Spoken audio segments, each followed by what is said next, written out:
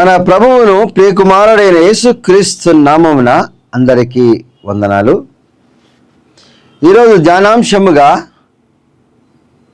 ద్వితీయోపదేశ కాండము 13వ అధ్యాయం నుంచి కొన్ని వచనాలు మనం ధ్యానించుకుందాం. ప్రవక్తయే కాని కలలు కనువాడే కాని నీ మధ్య లేచి నీ ఎదుట సూచక క్రియనైనను మహత్కార్యమునైనను చేసి నీవు ఎరుగని ఇతర దేవతలను అనుసరించి పూజింతుము రమ్మని చెప్పిన ఎలా అతడు నీతో చెప్పిన సూచక క్రియలు కానీ మహత్కార్యములు కానీ సంభవించినను ఆ ప్రవక్త మాటలను కలలు కని వాని మాటలను వినకూడదు.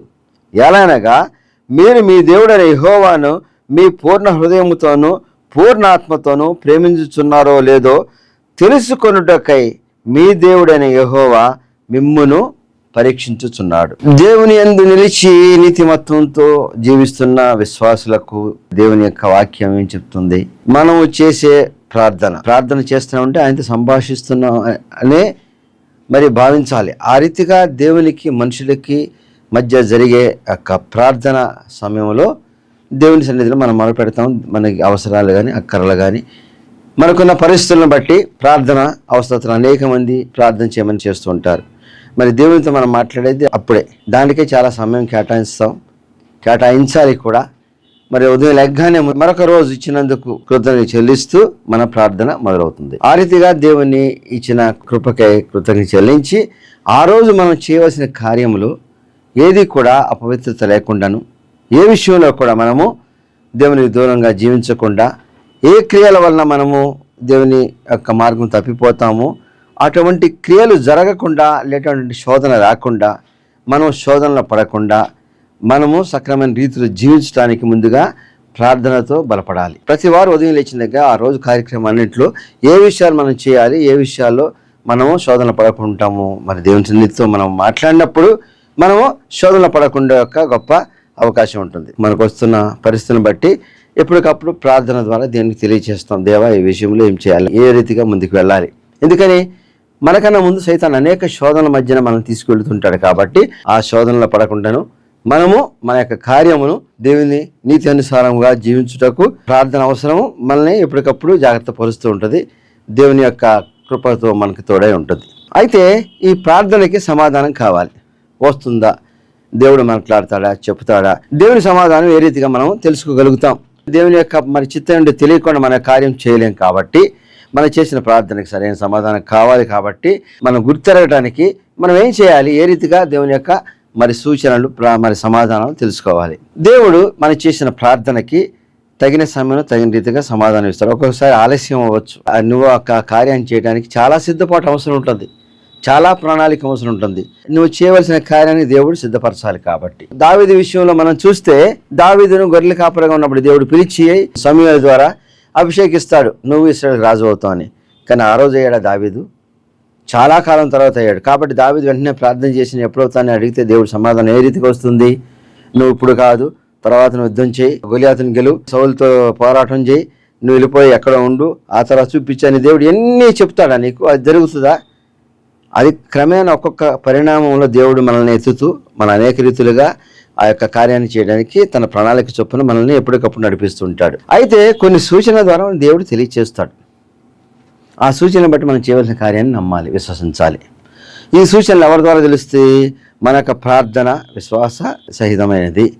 మన యొక్క ప్రార్థన మరి దేవుని సన్నిధికి వెళ్ళేదిగా ఉంటుంది. కొన్నిసార్లు మన ప్రార్థన దేవుని సన్నిధికి వెళ్లకుండా ఆటంకములుగా మన అనేకమైన పాపాలు క్రియలు ఉంటాయని వాక్యంలో సెలవిచ్చారు. అంటే మనం చేస్తున్న ప్రార్థన దేవుని సన్నిధికి వెళ్లకుండా ఉండటానికి మనం అనేక క్రియలు దేవుని విరుద్ధమైన క్రియలు ఉన్నప్పుడు మన యొక్క ప్రార్థన దేవుని సన్నిధికి వెళ్ళకపోవచ్చు. అంటే నువ్వు అనేక పాపాలు చేస్తూ ఆ పాపాలు చేస్తున్న ఒక ప్రక్రియలో దేవా నాకు ఇది చేయమంటే అవుతుందా? ఇప్పుడు దావీదు మరి దేవునికి పెద్ద ఆలయం కట్టాలనుకున్నాడు. దేవునికి మందిరం చాలా అవసరమే.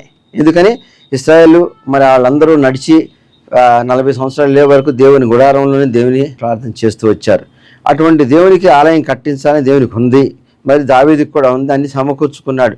కానీ ఆలయం కట్టడానికి దావీదుకున్న కొన్ని ఆటంకాలు దేవుడికి తెలియపరిచి నీ కుమారుల ద్వారా కట్టిస్తానన్నాడు. అంటే దావీదు చేసిన అనేక యుద్ధాల్లో రక్తపాతం జరిగింది. కాబట్టి వాటన్నింటి చేసిన వాడు దేవుని ఆలయం కట్టకూడదు కాబట్టి సెలవిచ్చాడు. అయితే దావీదు ఏం చేశాడు? దేవుడు ఆలయం కట్టొద్దననే మానేశాడా? తన కుమారునితో కట్టబడే ఆలయానికి దావీదు దానికి అన్నీ సిద్ధపాటు చేశాడు. అంటే దేవుని ప్రణాళిక ఎవరితో చేయిస్తాడు కాబట్టి మనకి మిగిలిన కార్యం సంబంధం లేదు. నీతో ఏం చేయించాలో దేవుడికి ప్రణాళిక ఉంటుంది. కాబట్టి దేవుని యొక్క పరిచర్య జరుగుతున్నప్పుడు, దేవుని యొక్క కార్యాలు జరుగుతున్నప్పుడు దేవుడిని ఎవరిని ఎంచుకున్నాడు కాబట్టి మనకు సంబంధం లేదని అన్నది. దేవుని కార్యం చేసే ప్రతి వారికి కూడా దాంట్లో పాలి భాగస్తులుగా ఉండబట్టే ఆ యొక్క కార్యం సువార్త ప్రకటించబడుతుంది. ప్రకటించబడితే ప్రకటించే వాళ్ళు మాత్రమే దేవుని పరిచర్య చేస్తున్నారని కాదు, ప్రకటించిన వారు మాత్రమే దేవుని చేత ఎన్నుకోబడిన వాళ్ళని కాదు, ఆ ప్రకటించిన చేసిన వారికే ఆధిక్యత దక్కుతున్నది కాదు. అయితే దాంట్లో పాలి భాగస్తులు అనేక మంది యొక్క శ్రమ, కృషి, దేవుని వారు నిలిచిన దాన్ని బట్టి దేవుని పరిచర్య ముందుకు కొనసాగుతూ ఉంటుంది. దురదృష్టవశాత్తు అనేక సందర్భాలు చూస్తుంటాం, ఆ వాక్యాన్ని ప్రశ్నించిన వారు మాత్రమే అధికులుగా కనబడుతూ వారి అతిశయానికి పోయే యొక్క పరిస్థితులు మనం చూసినప్పుడు దేవుని వాక్య పరిచర్యకు ఎన్నో ఆటంకాలు, శోధనలు, వాటిని తప్పించేవారు, వాటికి శ్రమ పడేవారు, వాటి ముందుకు తీసుకెళ్లేవాళ్ళు, వీళ్ళందరూ కూడా దేవుని పరిచర్య భాగస్తులు. అంటే దేవుడు మన పరిచర్యలో వాడుకుంటున్నాడంటే వాక్యం చెప్పడం అనే కాదు, లేకపోతే మనం ఒకరికి మరి వాక్యాన్ని అందిస్తున్నాం అనే కాదు, అనేక రీతులుగా వాడుకుని చేసే పరిచర్య దేవుని పరిచర్య.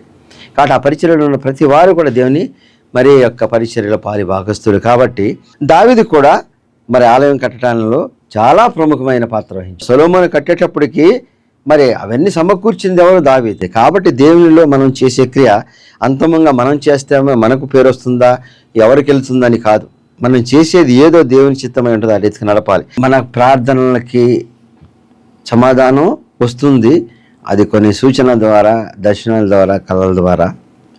మరి దర్శనాలు, కళల ద్వారా తెలుసుకుని అనుసరించడానికి మనము పూర్ణాత్మతో, పూర్ణ హృదయంతో మన దేవుని ఆరాధిస్తే మనకు తెలుస్తుంది. దేవుని నిలిచిన వారికి దేవుడిచ్చే ప్రార్థన వరము, లేకపోతే దేవుడిచ్చే మరి సూచనలు, క్రియలు దానియేలు విషయంలో మనం చూడవచ్చు.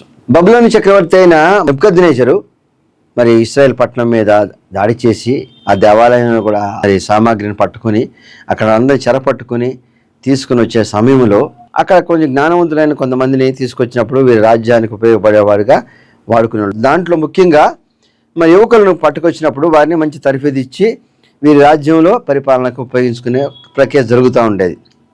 ఆ రీతిగా తీసుకొచ్చిన కొంతమందిలో దానియేలు, షడ్రకు, మేషక్కు, అబేద్నెగో వారి గురించి మనం విన్నాం. అయితే వీళ్ళ నలుగురు కూడా ఉన్నారు.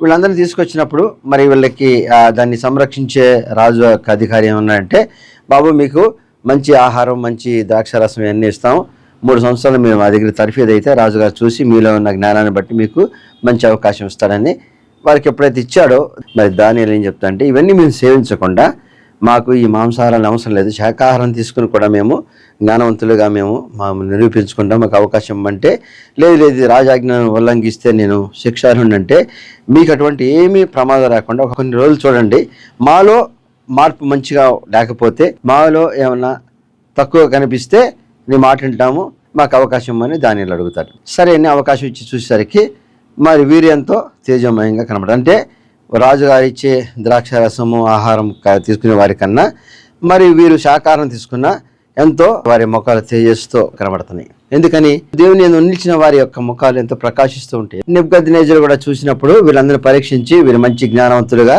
మరి ఉపయోగపడతారని నెబుకద్నెజరు ఒప్పుకున్నాడు. అయితే నెబుకద్నెజరుకి ఒక కళ వచ్చింది. అయితే ఏమైంది? కళ మర్చిపోయాడు.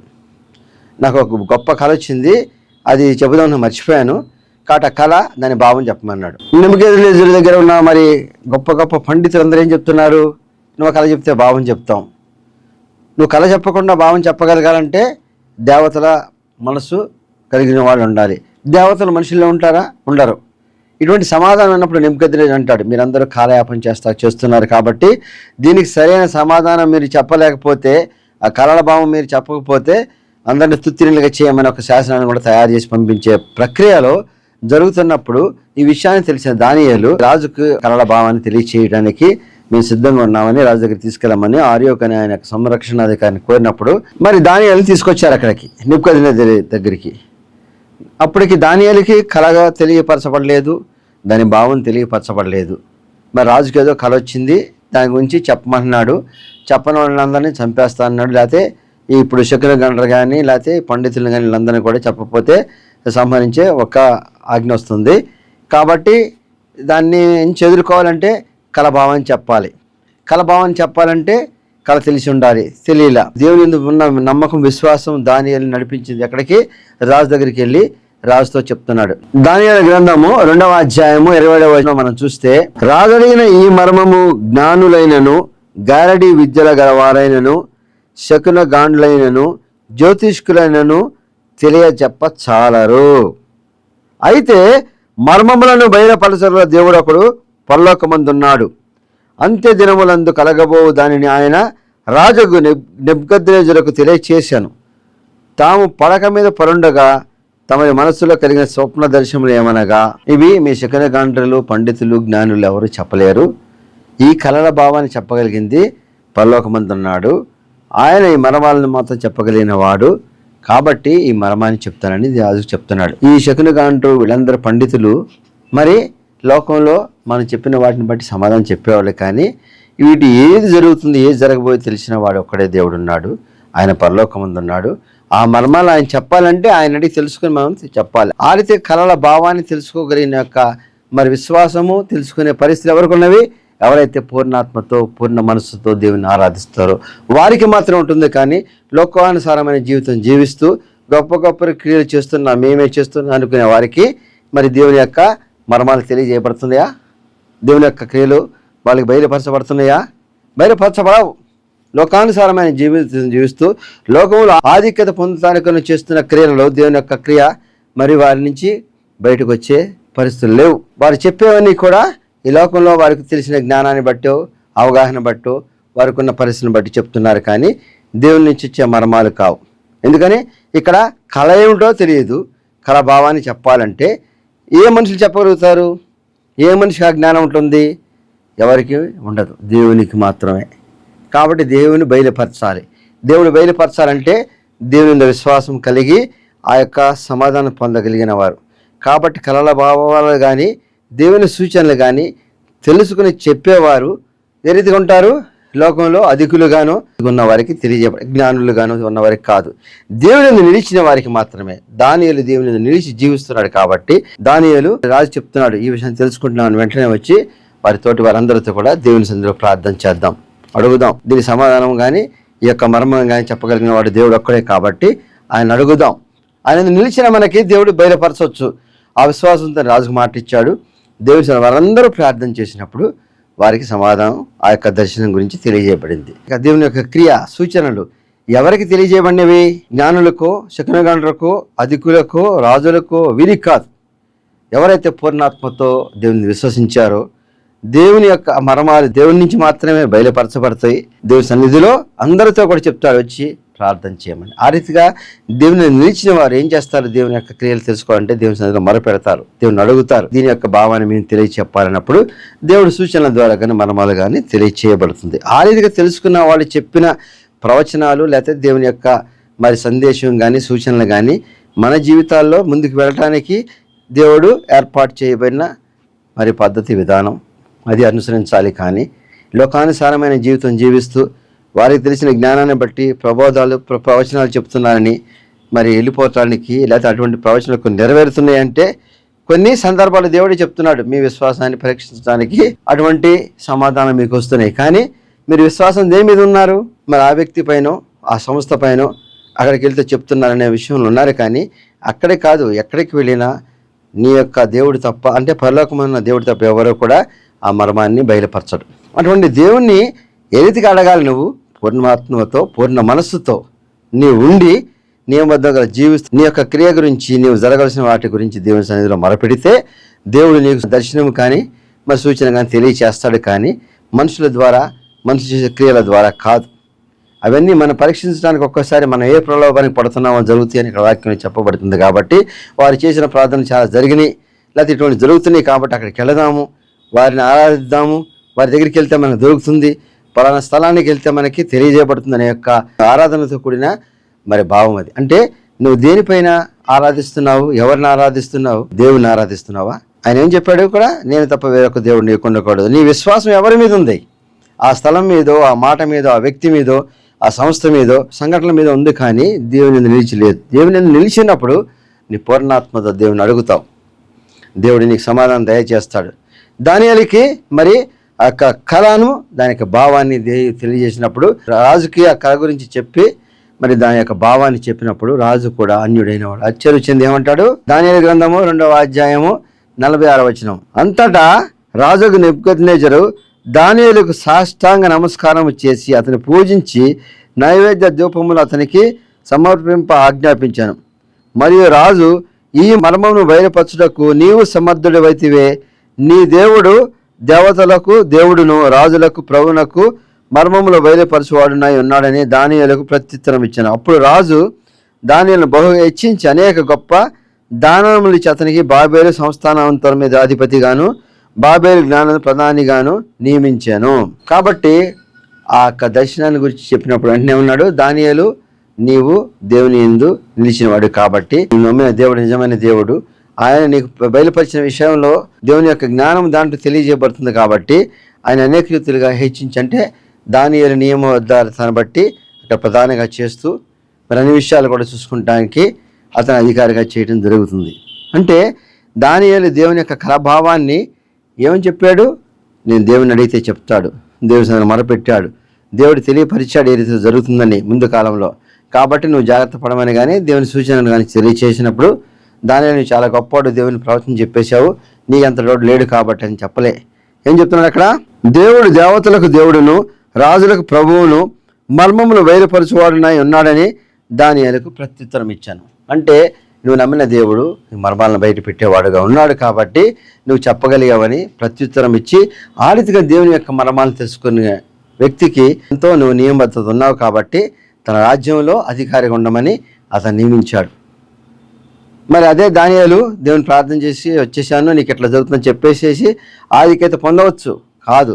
దేవుని సన్నిధిలో మన పెట్టినప్పుడు ఏం చెప్పాడు ఆ విషయాన్ని చెప్పినప్పుడు రాజు కూడా నీ దేవుడు నిజమైన వాడు, ఇటు అనేక విషయాలు తెలియపరిచాడు కాబట్టి అంత తెలియపరచడానికి నువ్వు నియమబద్ధంగా ఉన్నావు, ఎంతో విశ్వాసంతో ఉన్నావు కాబట్టి నిన్ను అధికారిగా ఉంచితే మాకు ఎన్నో విషయాల్లో మరి నడిపింపులు ఉంటుందని విశ్వాసాన్ని కలగజేసి, అంటే దేవుని నిలిచిన వారు, దేవుని పూర్ణాత్మతో పూర్ణ మనసుతో ఆరాధించేవారు చెప్పే యొక్క గొప్ప క్రియలు మరి వారి యొక్క జీవితాన్ని అనేక రీతిలుగా వర్చించే రీతిగా ఉంటుంది వారి యొక్క క్రియలను.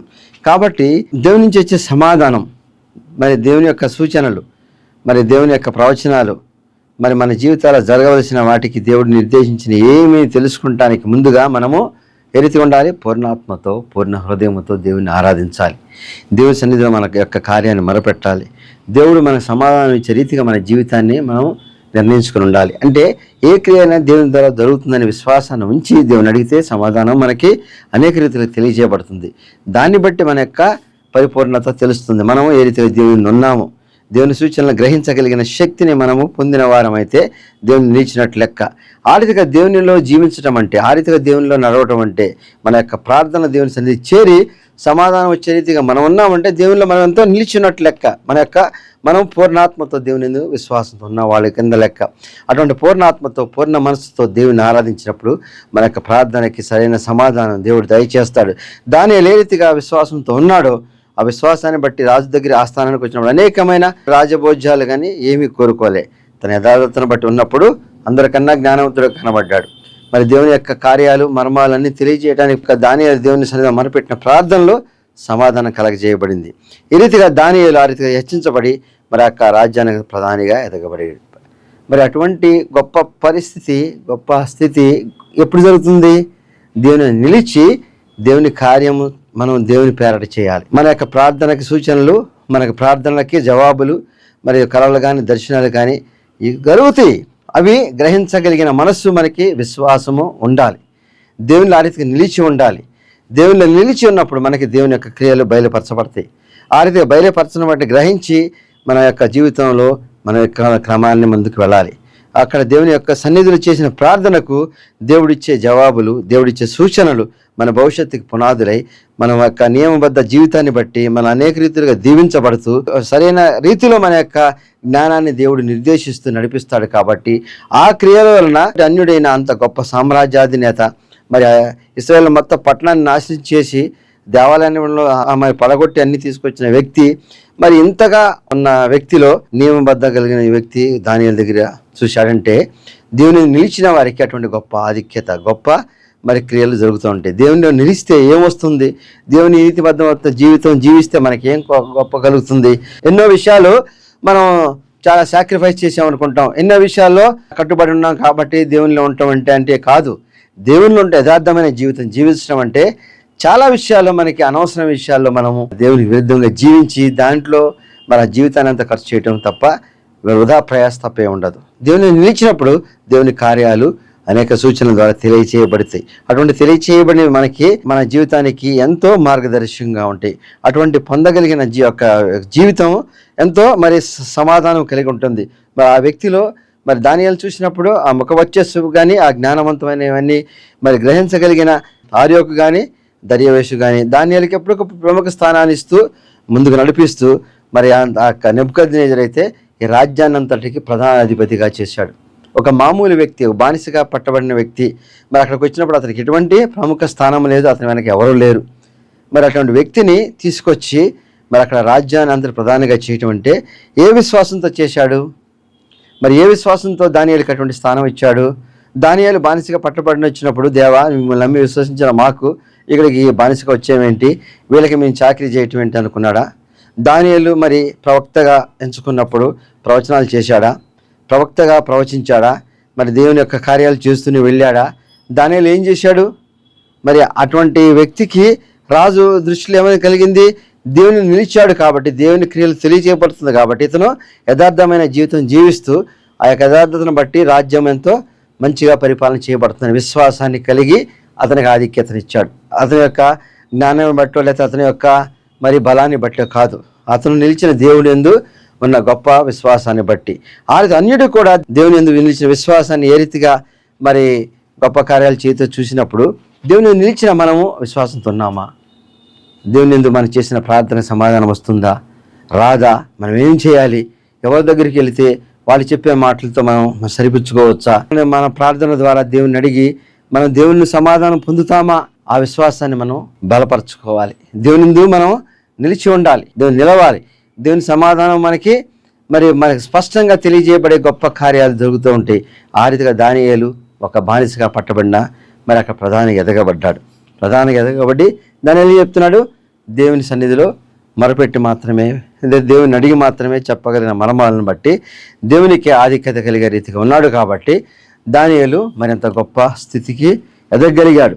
కాబట్టి దేవుని నిలిచిన వారికి ఏముంటుంది అనుకుంటే, లోకంలో ఇవ్వవలసిన ప్రముఖమైన స్థానాలని పొందగలిగిన గొప్ప వ్యక్తిగా దానియేలు ఎదిగాడంటే దేవుని నీతిమత్వాన్ని బట్టి జీవించటం, దేవుని యొక్క సూచనలు తెలుసుకోగలగటం, మరి ఆ మర్మాలని అనేక మందికి తెలియపరిచి దేవుని నిజ రీతిగా చేయటం. మరి ప్రవక్త అంటే దేవుని ప్రవచనాలు చెప్పడం అనే కాదు, దానియేలు విషయంలో మరి రాజకీయంగా అక్కడ అధికారిగా ఉన్నాడు కాబట్టి ఈయన ప్రవక్తనే కాదు, దేవుని క్రియ ఆ రీతిగా కూడా ఆ సంస్థానంలో దానియేలు ఉన్నప్పుడు ఎంతో నియమబద్ధమైన జీవితాన్ని జీవించగలిగిన క్రియకై దేవుడు వాడుకుంటాడు. తన ప్రవక్తలను దేవుడు మరి దేవుని యొక్క స్వార్థను ప్రకటిస్తేనే ప్రవక్తనే కాదు, ఇంతకుముందు అనుకున్నాం కదా, దేవుని పరిచర్యలో అనేకమైన భాగాలు ఉంటాయి, వాటిలో ఏది కూడా తక్కువైనది కాదు.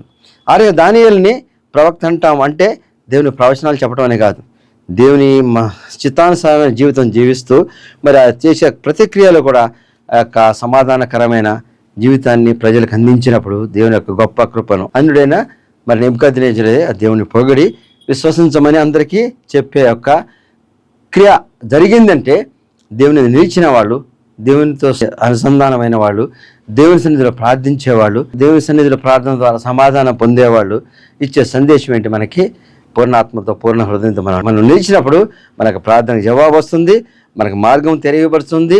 ఆ మార్గము మనల్ని సమాధానకరమైన జీవితానికి ముందు నడిపిస్తుంది. కాబట్టి ఆ యొక్క గొప్ప జీవితాన్ని దానియేలు చూపించి అన్యుల దగ్గరే కూడా దేవుని మహిమపరిచే రీతిగా దానియేలు జీవితమే కాదు మనందరికీ మార్గదర్శకంగా అనేక విషయాలు తెలియపరిచాడు. కాబట్టి దేవుని విశ్వసించిన మనం దేవుని పూర్ణాత్మతో పూర్ణ విశ్వాసంతో అడగాలి. మన ప్రార్థనకు సమాధానం ఎవరి ద్వారా వస్తుందనే కాదు, దేవుని ద్వారానే వస్తుంది. ఆయన అనేక సూచనలు మనకు తెలియచేసినప్పుడు తెలుసుకోగలిగిన మనసు మనకు ఉండాలి, ఆ విశ్వాసం ఉండాలి. అప్పుడు ఆ మార్గాల ద్వారా ప్రయాణం చేస్తే అనేకమైన ఉన్నత శిఖరాలను అందుకోగలిగిన గొప్ప మార్గము మనకి దేవుడు బయలుపరిచే యొక్క కార్యం ముందుంది. కాబట్టి మన విశ్వాసంతో దేవుని నిలిచి దేవుని యొక్క సన్నిధిలో మనం చేస్తున్న ప్రార్థనలకు సమాధానం, మన జీవితాలకు నడిపింపు, మరి దీవెనకరమైన ఆశీర్వాదకరం అనేక మందికి మార్గదర్శకమైన దేవుని యొక్క మహిమను పరిచేదిగా ఉంటుంది. కాబట్టి ఆ యొక్క గొప్ప పరిస్థితికి వెళ్ళగలిగిన మనసు, నియమబద్ధమైన జీవితము మనందరికీ కలగాలని దేవుని పేరు కోరుతూ, సర్వశక్తి మిక్కిలి కనకరముల తండ్రి, మహోన్నతమైన యేసయ్య రక్షక వందనాలు తండ్రి. అత్యధికమైన కృపతో కాపాడి సజీవ లెక్కించిన దేవా, వాక్యం ద్వారా నువ్వు మా యొక్క ప్రార్థనల సన్నిధికి చేరితే సమాధానం వస్తుంది, మరి అనేక సూచనల ద్వారా తెలియపరుస్తామని వాక్యం సెలవిచ్చావు తండ్రి. మరి దానియేలు ఏ విషయంలో నీ సన్నిధిలో ఉండి మరి పొందగలిగాడు? నియమబద్ధమైన జీవితం కలిగించి లోకంలో ఆశలకు ప్రలోభాలకు గురి కాకుండా నేను నిలిచినప్పుడు నీ యొక్క వాక్యంలో ఇచ్చిన ప్రతి విషయాన్ని తెలియపరిచి మరి అనేకులకు మాదిరికరముగా, అనేకులకు ఆశీర్వాదకరముగా, దీవెనకరముగా మరి ఆ యొక్క అన్యుల మధ్యన కూడా తన యొక్క నీ యొక్క మరి సువార్తను ప్రకటించే గొప్ప రీతిగా దీవించబడి మార్గదర్శకంగా ఉన్నాడు తండ్రి. అటువంటి సమాధానకరమైన జీవితం జీవించడానికి నీ యొక్క సూచనలు, నీ యొక్క క్రియలు, మరి నీ యొక్క మరి ప్రణాళికలు మాకు బయలుపరిచినప్పుడు అనుసరించే జీవితం మాకు దయచేయం. అందుకు సంసిద్ధులుగా మమ్మల్ని నడిపించము. మీ యొక్క నీ యందు విశ్వాసము పరిపూర్ణత చెందినదై మరి విశ్వాసంతో మేము ఉన్నప్పుడు మా యొక్క జీవితాలు వెలుగుమై ఉంటుంది. కాబట్టి నీ కృపను దయచేసి నడిపించమని క్రీస్తు వారి పేట పెట్టుకుంటున్నాం తండ్రి. ఆమెన్.